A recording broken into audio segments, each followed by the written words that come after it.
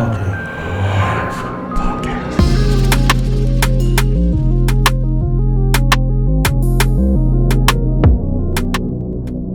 name is Ivan Wesley. My company is Rebel Star Divination, and I'm a tarot and rune practitioner. And I'm Christine from Wisdom Within the Winds, and I do intuitive oracle card readings, Reiki, as well as chakra pendulum dowsing. Visit our sponsor, the most gifted psychics. Call 866-228-2883 and mention code word HauntingLive to receive 10 minutes for just $10. 100% satisfaction guaranteed. This week we have former guests that we had on the show before. They've come back to update us on what they've been up to lately. Welcome, guys. Hello. Hi, thank you for having us. Thank you. Quickly, can you guys introduce yourselves, who you are, and a brief description of what you do? My name is Ivan Wesley. My company is Rebel Star Divination, and I'm a tarot and rune practitioner. And I also teach workshops as well. And I'm Christine from Wisdom Within the Winds, and I do intuitive oracle card readings, Reiki, as well as chakra pendulum dowsing. Oh, wonderful. Thank you so much for coming back to the show. I know we had you recently, I think it was last season on the show, so thank you for joining us again. I've been wanting to have you guys back and talk a bit more in depth about what you guys do, because you cover such a wide range of in the field of paranormal. You do, like you said, Divination, you do ruins, you do a whole bunch of different things. I guess we'll start with Ivan. Can you go into detail on sort of how you deal with your company? What do you do specifically? When I started off the company, the main focus was tarot cards, and then eventually through studies I got into rune divination and really got into the deeper aspects and the magical aspects of the runes as well, where became a daily practice and a ritual for me, with the runes, certain exercises, vocal exercises, and lots of journaling and a lot of book readings. So from that aspect, I branched out and started going into with confidence doing workshops teaching runes, the basic of runes. I did one last year for the first time, which I was a bit nervous about, but it was a great turnout, and I was with the confidence from that and the success of last year's workshop. I'm doing it again this year, and I'm also working on extension workshops now.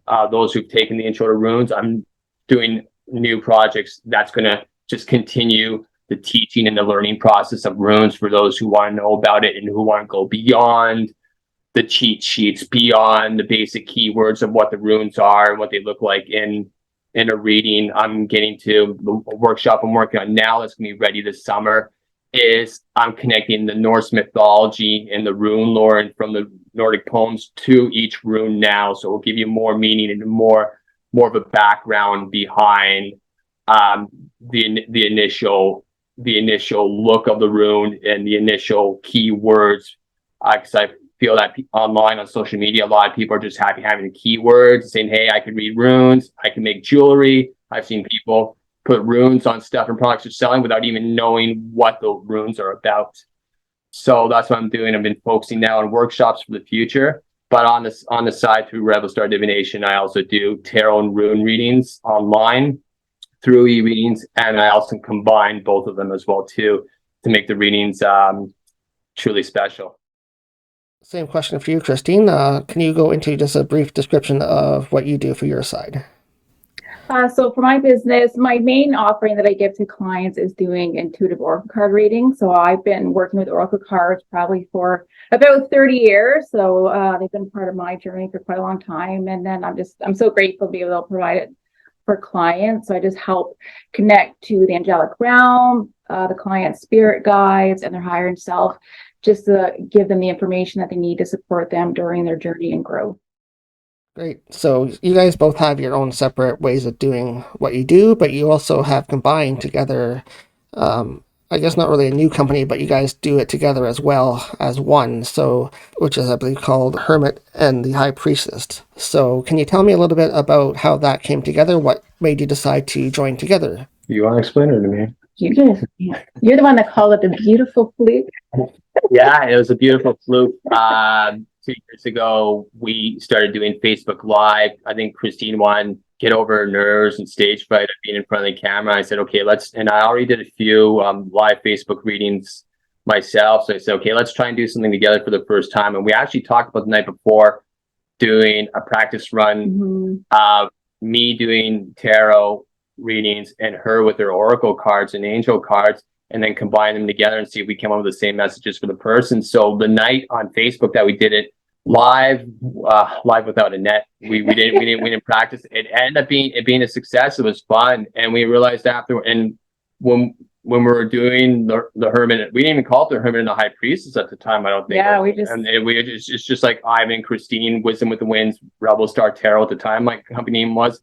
Hey, we're both going to do a combined reading. Let's try it out. And we came up with a lot of similarities and connected with a lot of people asking us questions on Facebook Live, that afterwards we realized, let's do this. Let's provide a service from her website, my website, that lets us work together. It's not a separate or a third company. It's just a service that we provide, combining both our skills together. So this is more of something that you do online, or do you do it in person as well, as something somebody can come see you both and get a reading from you both, or is it mostly online readings? Yeah, we currently do it online because I think that's more accessible for clients, because we really enjoy doing online readings because, people don't have to travel anywhere. They can have the reading at the comfort of their own home. And then afterwards, what we do is we take a picture of the cards, and then we'll also record the reading. So if they want to access it afterwards, because sometimes when you're taking in information, you kind of want to be in the moment. So people may not be able to write down everything at the time. So we'll record it and then afterwards send them the reading, and then they can just take it all in again and look at their picture of the cards. The only time we've actually done it in person was previous interviews or podcasts. We've done something in front of the host. And plus, considering too, we just came out of 3 years of the pandemic as well too. So yeah, it's been mostly online. Like Christine said, we record the video. The client has a chance of watching on a secret YouTube page that we have. We send them the picture of the cards and the spreads and stuff. And how it works is that the client will ask a question, want a general reading. I'll start first. I'll draw my cards, my tarot cards. And recently I've been throwing in a surprise rune as well too. So I'll tell the client what I came up with my tarot cards and the rune. And that gives a chance for Christine to channel any messages or any signs that she has and her oracle cards. So then when I stop, then Christine will jump in with what she came up with her cards and channel messages. And while she's doing that, I'm taking notes, and I'm already cross-referencing what she comes out with. Oh yeah, well, that's similar to what I'm talking about. And then we give a third reading, like a third result process combined on how, the message has to be dead on, because we both came up with it separately, and we're using different methods also too. I can't channel, I don't read oracle cards. She doesn't do the same with the tarot, the tarot cards or with the runes. So it's quite an amazing process that we offer to our customers. I think it's really unique. I don't think I've seen that actually too often at all, that there's two people doing a reading for one person, like a client that comes to you. They both get both sides of it, and if they cross and they confirm that, that's amazing that they can, I guess, to use that as a tool, like each other, to use each other as a tool to clarify or verify the results. Well, yeah. I mean, with the process, exactly. Yeah. It's always amazing how, because sometimes too, as Ivan's talking about, he'll be with the client, okay, this is what's coming through the tarot. And there's already things that I've written down that I've channeled that he's saying to the client, and it's already come through and I've written it down. So we're always like just amazed at just how parallel the messages and the energy that comes through is.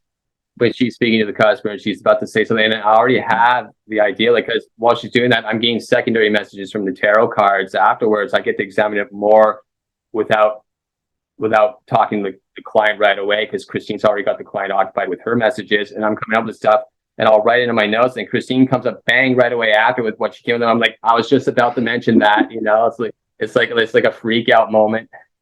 Do you guys find that you feed off of each other when you do that? Do you feed off each other's energy and the reading that she's giving to the client? I think with us living together and that we already know there's that, feel that vibe, that energy, that common energy that we share. I just wish I had her gifts for the psychic stuff and that. I'm more street reading, and she's from the astral, from above and that.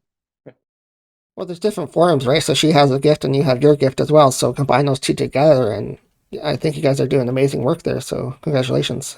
Thank you. Thank you. How does it work with clients then? How do you start it? Does somebody come to you and say they want a reading, they book a reading, and then you guys kind of meditate separately, or do you do that part together as well to prepare for that reading? Or I think we have our own separate rituals Yeah, and that we- stuff we do. I mean, I meditate and get ready. I draw certain runes on me. With water, like I'll take like a rune on Zeus, which is a rune of communication and clear speech. I'll dab my finger in some water and I'll actually draw it and vocally speak out the rune name to get ready, and I'll meditate. Christine has her own way of getting ready as well too, which Yeah, like I'll meditate with crystals just to help open my chakra, especially like my third eye, my crown chakra. So I'll meditate. I have sort of like a little invocation, a little prayer that I say to help connect me to the angelic realm and the spirit guides, and just get that support. So yeah, we both have sort of our sort of sacred sort of like rituals and meditations that we do. And then that way, as soon as we come together, it's like it's amplified. also we our card clearing, our card cleaning. Yeah, we clear the we cards don't as well. want any vibes from the previous client as well too. So we'll light the Palo Santo or a certain incense stick and run our cards through it and just get everything all cleansed. Because Christine uses like 3 or 4 decks during the reading, where I'm using just one in my rune set. So that seems to be our common setup, which takes about a half hour, and then you're hoping the customer actually shows up. well, that's the other part of it, right? You're hoping that your message is there for a reason. You don't want just to be preparing all this stuff together and then not have to do it. But there's always a reason for that too. There must be a reason if something doesn't connect to. But how often do you guys do this kind of work? Is it just when you have a customer that wants a reading, or do you have a regular schedule that you do online readings for people? Or It would be sweet if we actually had a regular. I mean, to be honest, I know not a lot of people are honest and embellish. Hey, I'm booked. I'm solid. I'm booked already, like the month ahead of that. There will be honest. It comes in once in a blue moon for both our businesses, really. On average, we'll be lucky if we get at least like 1 to 3 paid readings a month. I think with the Hermit and High Priestess too, even though we offer discounts, as people are intimidated with 2 people in front of the camera listening to the person's problem or their question, and that we just want people to feel more at ease and to know in advance, hey, we're not like 2 complete strangers. We're both here to help you out with a common message and goal and helping you out. Because I know a lot of people don't have that experience going on a camera and it's like a confession booth at a church or whatever and talking about it. So we want people to feel at ease. During the winter time, I've been getting a lot more e-reading requests through my business, like whether it's a tarot rune combined e-reading or just a rune reading. I mean, those are fun to do. They're pretty cheap. But for actual readings in person, it comes in once in a blue moon. But during that downtime in between readings, we've been busy with our own projects and studies, and in the meantime, just to fill in the gaps and better improve ourselves. So we'll have something better to offer for the customer in the meantime. yeah, so what kind of things have you been working on besides putting together Hermit and High Priestess? Like, do you have other side projects as well that you've been doing? You want to start with yours? Sure. Yeah. So I've actually been working on my mediumship skills. So it's something that I was always interested in, but I kind of knew there was other things that sort of my spiritual journey that I needed to focus on first. So I've been working on that, and also too, just reading books on like energy work and even crystals. Like I've taken multiple crystal certifications, but I still love reading about crystals. So just always reading, always studying. And I just recently actually launched an Etsy shop because I'm actually working on sort of like workbooks and journal books that's meant to help people along with their journey and the growth. So I've been working on that. So I'm really excited about that. Sure. Tell people what your shop name is called on Etsy so they can find you. It's exactly the same name as my business, Wisdom Within the Winds. So hopefully it shows up on Etsy, because sometimes their search stuff doesn't work very well. But if people just search Wisdom Within the Winds sort of as like one word. One word. That's the only way I could find it, as one word. I tried to do it individually, it never showed up. And I said, Christine, your site is not working. but it's all as one word, yeah. I think that's the way Etsy works for some reason. I tried that myself and had the same issues. How about you, Ivan? Have you been doing any other projects besides your Rune workshops? Or Yeah, well, I'm currently working on another workshop, which is going to be like a part 2 extension of my current Intro to Runes workshop. I'm I'm dealing out now. This new workshop I'm really excited about. The Intro to Runes workshop I did, that's coming up, and I did last year. I thought that was info packed. This one is going to be a lot more mind blown. I'm taking, if you already know the basic of runes or taking my workshop, this second one, I might call it rune lore or Norse mythology. I'm still trying to come up with the title, but I'm connecting the Norse mythology, the gods, the goddesses, the sub characters of Norse mythology, and from the rune poems and the Icelandic poems, and putting them, attaching them to each rune. So you're going to learn the rune lore. You're going to learn more than just the key words from the Intro to Runes course. This next workshop is going to be one rune. I think I'm down to like 5 or 6 different characters to talk about in their brief stories and that. And just to show my source work I'm working with is from these books from my library alone, going back and forth. So yeah, keep an eye out for that. That should be ready for the summer. My the Rune or Norse mythology workshop. I'm really excited because once I got into it, it was like a can of worms. It just got bigger and bigger, and I think this is going to be my biggest workshop yet to offer. I'm very excited about it. And besides that, like I said, during my downtime, like you saw the books, I have from part of my library. I'm just reading and keeping Indigo Chapters busy with sending me more books to keep reading. And I do read it from front to back. I don't just look for key things and put it back in there. I read it from front to back.